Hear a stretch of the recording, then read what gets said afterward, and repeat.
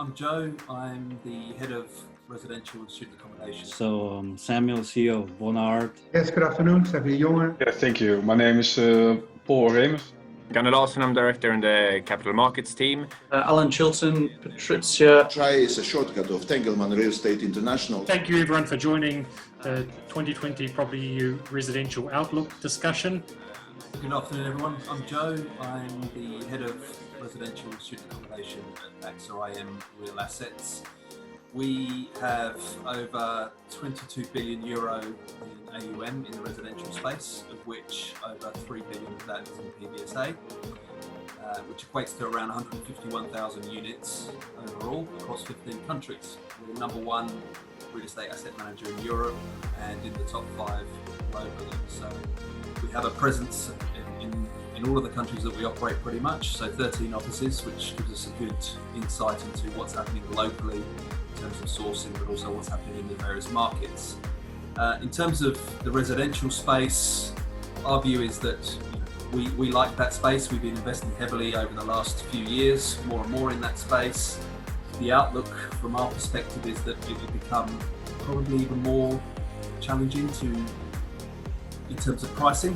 I think there'll be more capital that will come into what was already quite a liquid market. There's a few investors out there that are probably licking their wounds from the retail and hospitality industries, and therefore will be turning to residential as a more of a long-term, safer play, safer bet for their money. Hi everybody. So Samuel, CEO of Bonard. Bonard is an independent research firm focused on rented residential asset classes, predominantly student housing, co-living, partially senior housing. We are sort of considered as a powerhouse for these rented residential asset classes, monitoring over 5,600 buildings and about 830 coming to the market in pipeline.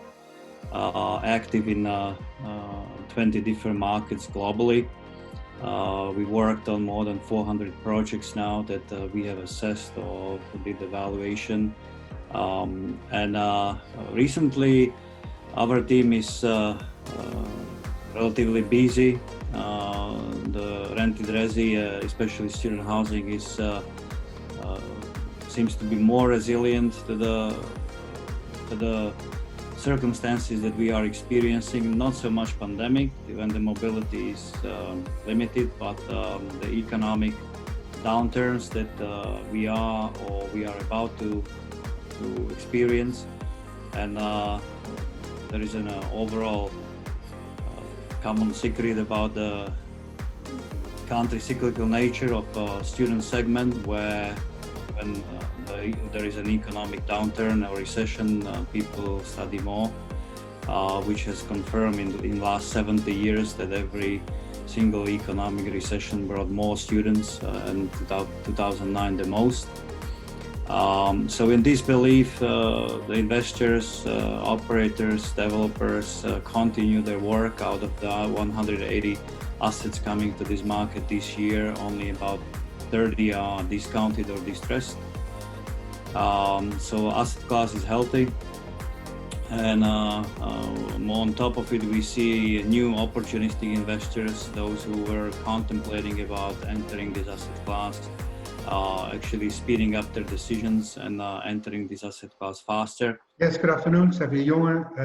I was the first one who introduced the Pan-European Resi Investment Fund across Europe 13 years ago. That grew now in a business of a bit more than 4.5 billion in Pan-European Resi that I developed together with 2 of my co-MDs.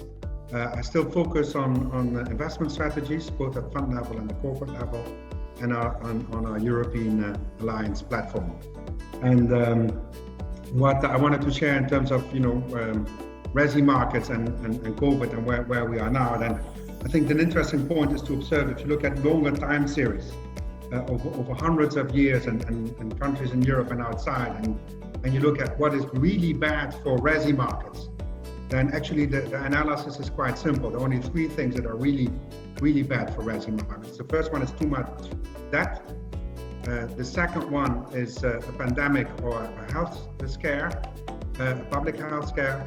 And the third one is socio-political tensions, and at worst shape, it's actually wars, right? So we've got a combination of three of them, and still the resi sector is for the moment doing quite well. So I think that's an interesting thing for us to think about. Yeah, thank you. My name is Oremus. I'm the fund manager of the European Residential Impact Fund, which was launched quite recently. Obviously, CBRE Global Investors is quite a big company, investing over 100 billion euros across the globe, with a 40 billion European EMEA portfolio. 20% of that portfolio today is invested in residential, so above 8 billion euros. So quite interesting to see that a company like Global Investors has a big chunk invested in residential that not only goes for Europe, but also resi in the US is a very big investment theme. Although the resi market in the US is quite different compared to Europe. What we do see in Europe is that obviously we have to deal with the COVID crisis. Lucky enough, we do see that collection rates and occupancy levels are still quite high. So it seems that the Dutch and the European resi market is quite resilient to the COVID effects, which is very, very positive. What we also see in Europe that there's a very big imbalance between supply and demand, especially in the capital cities, which leads to higher prices, not only for investors but also for buyers and tenants. And it really is causing problems, I think, in almost every capital city in Europe. Gunnar Larsson, I'm director in the capital markets team. I was in London for about 5 years, moved back to my home country, Sweden, in the middle of this pandemic. Very interesting times indeed. I'm part of a group, like a residential capital markets group, that covers about 12 countries, where us Colliers focuses on residential capital markets. And that number is growing each year in line with this subsector. To Xavier's point, even in this moment of crisis and uncertainties, is this the sector where investors kind of flooding towards? So build to rent, public use properties with kind of government-backed or semi-government-backed leases, long or short, are the two strongest sectors throughout this. We've seen no price reductions there whatsoever, almost the other way around, to be honest. And to the extent that build-to-rent projects sometimes trade for the same levels, or sometimes even at the premium to build for sale, depending on a number of factors. Chilten, PATRIZIA, Managing Director and Head of Funds in the Capital Markets team. PATRIZIA is a listed global investment manager in real assets.